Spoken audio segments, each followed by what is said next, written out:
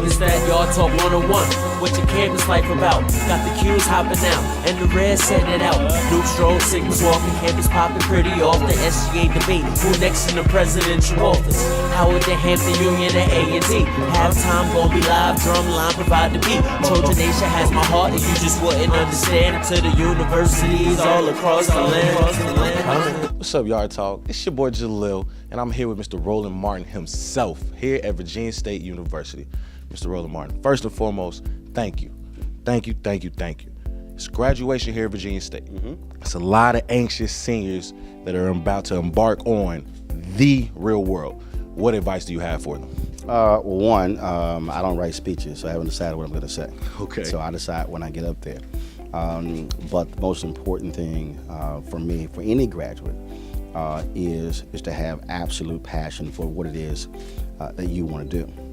What happens is there are people who take jobs for a variety of reasons, obviously for family purposes, for economic purposes, but then the question is, do you get stuck in that? Do you, and then all of a sudden you're not content, you're not satisfied, and you know, I was having this conversation with somebody just the other day that I would prefer that if I had a choice, and I've had to make this choice on numerous occasions, that if I was working somewhere and I had a job and they said, well, we'll pay you $80,000, but it was confining.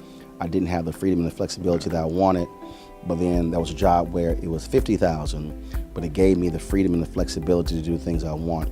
I would take the 50. Okay. And since somebody said, well, yeah, but that's a $30,000 difference. But what I explain to them is, it is a difference, but going to work every day unhappy is not really what you want to do. Exactly. And so, and it's understanding that and understanding really what it is that you want to do. So for me, you know, I went to communications high school, so I decided what I'm doing right now, I decided at 14, and I haven't changed in 34 years. And when you have that sort of vision and that focus, then it's easier to live the life you want. I definitely agree with you.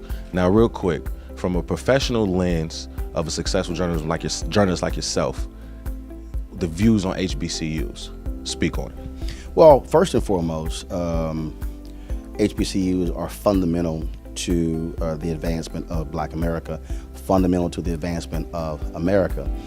When you begin to look at the professional classes, who graduates, our doctors, who graduates, our engineers, so all of those are critically important.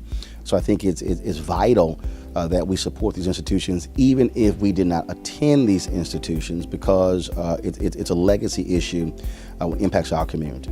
That's first.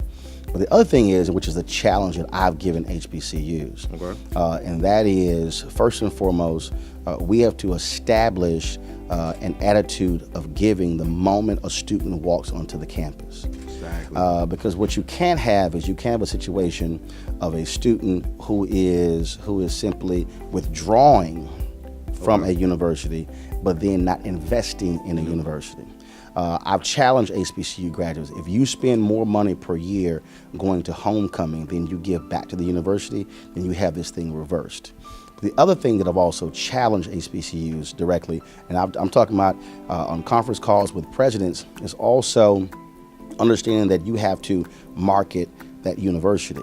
You have tremendous assets on HBCU campuses, professors who should be used as experts in various places. You know, you'll have Dr. Greg Carr, who's on my show from Howard University, but I reached out to Dr. Carr. Howard University should be pitching their other professors to me. Same thing, other universities. You just had in a presidential election, you didn't see one political science professor from any HBCU consistently on the airwaves, even in Black media. That's why I've been challenging HBCUs to how do you now leverage your assets to a broader audience. And so it's not just a question of giving financially, but it's also making folks aware. So when you're watching television and you see Larry Sabato on television talking politics with that backdrop, University of Virginia, well, why shouldn't that backdrop be Virginia State, Morgan State, why shouldn't it be Grambling State, why shouldn't it be Dillard? But again, the universities have to think that way as well. And so this is about pushing and moving folks to go to the next level. And I've been trying to do that. And so, like I say, I've been taking that message all across the country because if you take black radio, black newspaper, you take black websites, those should be the natural vehicles where our HBCU professional voices are being used. I did an interview with Dr. Hadiah Nicole Green, physicist at Morehouse School of Medicine.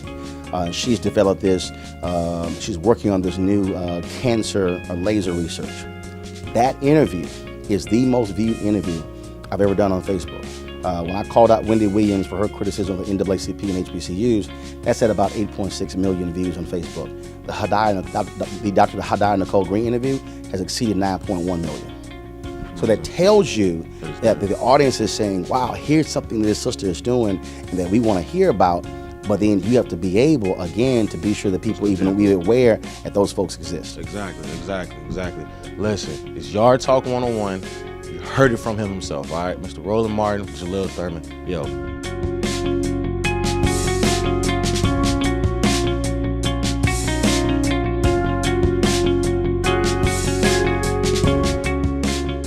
Do you want your school featured on Yard Talk? Contact us on social media at Yard Talk 101 or email us at yardtalk101@gmail.com.